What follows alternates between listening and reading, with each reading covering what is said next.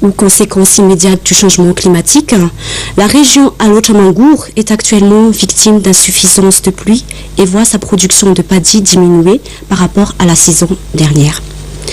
Une situation constatée par le ministère du Commerce sur place est venue pour préparer les besoins en riz de la population pour la prochaine période de soudure.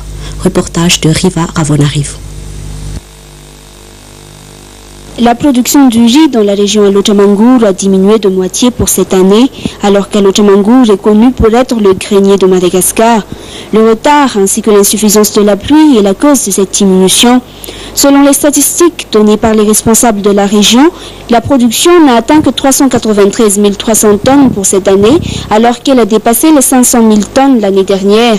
Pour le district d'Amparafaravoul, premier producteur de riz dans cette région, les responsables estiment une diminution de 20% de la production.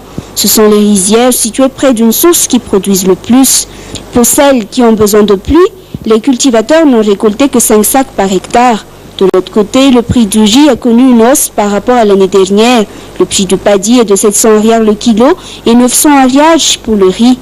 Concernant les récolteurs, ils ne sont plus que 300 à être venus à Alo-Tchamangour, si avant ils étaient au nombre de 600. Tout le riz qui sort de la région Alo-Tchamangour doit passer sur le pont bascule de Voudial pour vérifier le poids. Un ristourne de 20 ariars par kilo est également à payer, 10 ariars pour les communes et 10 ariars pour la région. Tous les camions qui partent d'Abatou-Razak doivent passer au moins par 4 points de contrôle. La plupart de ces camions sont à destination d'Antananarivo.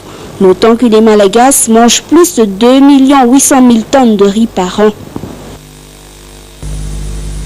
La Drenitas est prêt aux Jeux nationaux de sport scolaire à Alo-Tchamangour en septembre prochain.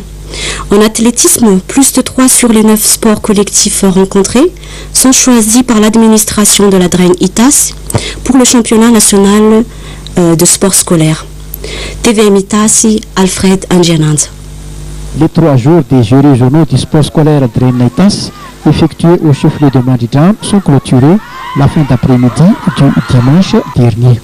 Les disciplines athlétisme, plus 3 sur les 9 sports collectifs rencontrés, sont choisis par l'administration de Andrien Piri-Joseph Drenitas aux Jeux nationaux du sport scolaire qui se tiendra au chef-lieu de la région Alo-Tchamangour le mois de septembre prochain.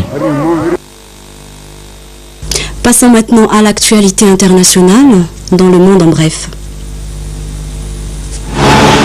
Une défaite pour Silvio Berlusconi. Les recours déposés par ses avocats dans l'affaire du Rubygate ont été rejetés ce matin. Le chef de l'État italien sera jugé par le tribunal de Milan et non par un tribunal spécial pour ministres comme il le demandait. Silvio Berlusconi est accusé de prostitution de mineurs et d'abus de pouvoir. La prochaine audience aura lieu le 3 octobre. Nouveau rebondissement dans le scandale des écoutes téléphoniques du groupe Murdoch. 2 hauts responsables de la police britannique ont démissionné, dont le chef de Scotland Yard, Paul Stephenson. En déplacement en Afrique du Sud, le Premier ministre britannique, David Cameron, a annoncé qu'il prendra la parole à ce sujet devant le Parlement mercredi. À Jérusalem, l'incendie qui menaçait le mémorial de la Shoah a été maîtrisé hier soir. Bilan du sinistre, 6 personnes hospitalisées après avoir inhalé de la fumée. Une enquête est ouverte pour déterminer les causes de l'incendie. D'après la police, il pourrait être d'origine criminelle. Les Japonaises championnes du monde de foot pour la première fois de leur histoire.